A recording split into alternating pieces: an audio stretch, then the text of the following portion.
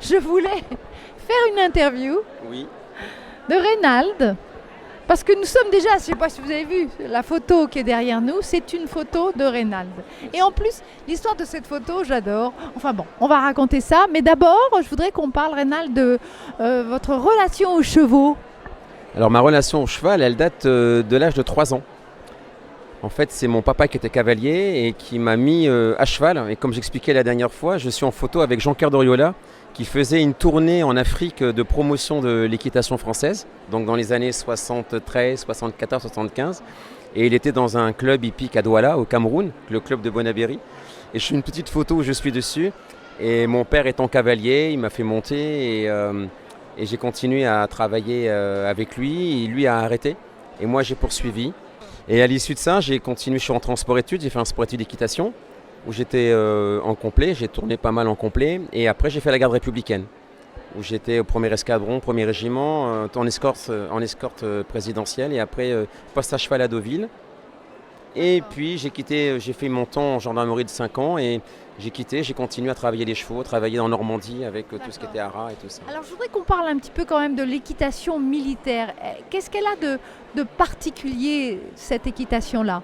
On va dire que c'était une équitation de résultats, je pense. Et à la garde républicaine, c'était surtout un gros travail de rester à cheval en tout état de cause. Et puis on avait un gros travail de mise en place, un gros travail de défilé, donc très ordonné, très carré, les boucles toujours astiquées, une équitation assez dure, mais beaucoup moins souple qu'aujourd'hui, je dirais, mais qui était un peu, il fallait y aller quoi.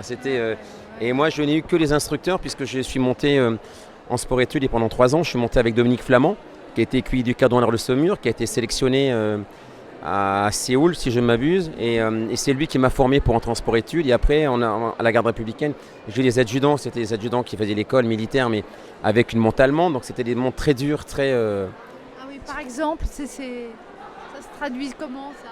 ça se traduisait qu'on ne prenait pas trop de délicatesse, c'était que le cheval il fallait qu'il soit en place et puis bon c'était l'équitation d'avant. Et après, alors le travail que vous avez fait quand vous avez continué dans les chevaux? Ça a été un travail beaucoup plus de débourrage. Alors, débourrage, de travail de continuer à travailler en obstacle.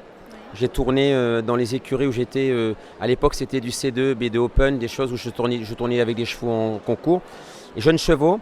Et après, je me suis spécialisé au fur et à mesure du temps sur le travail des jeunes chevaux, des chevaux qui avaient un peu de difficulté.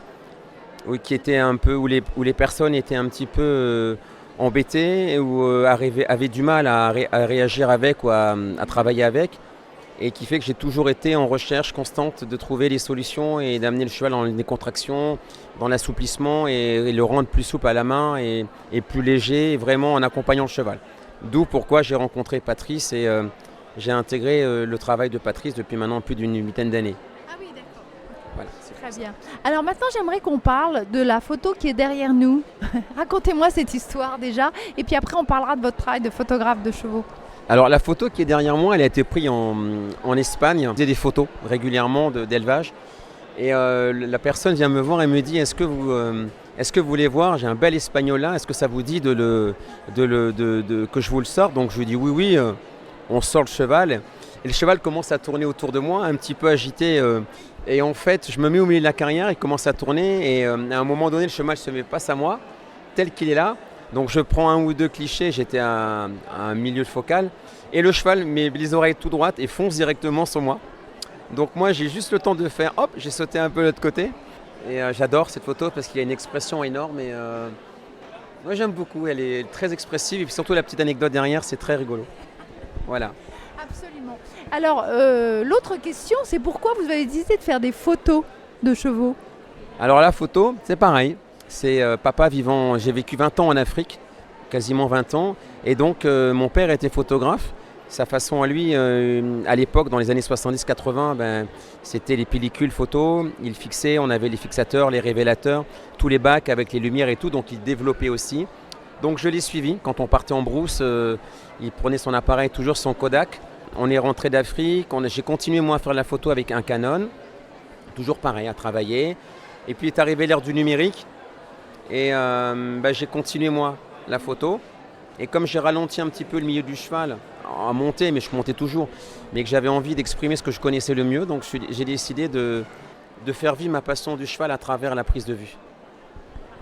Très bien. Voilà. Merci beaucoup, Reynald. Mais c'est moi qui vous remercie.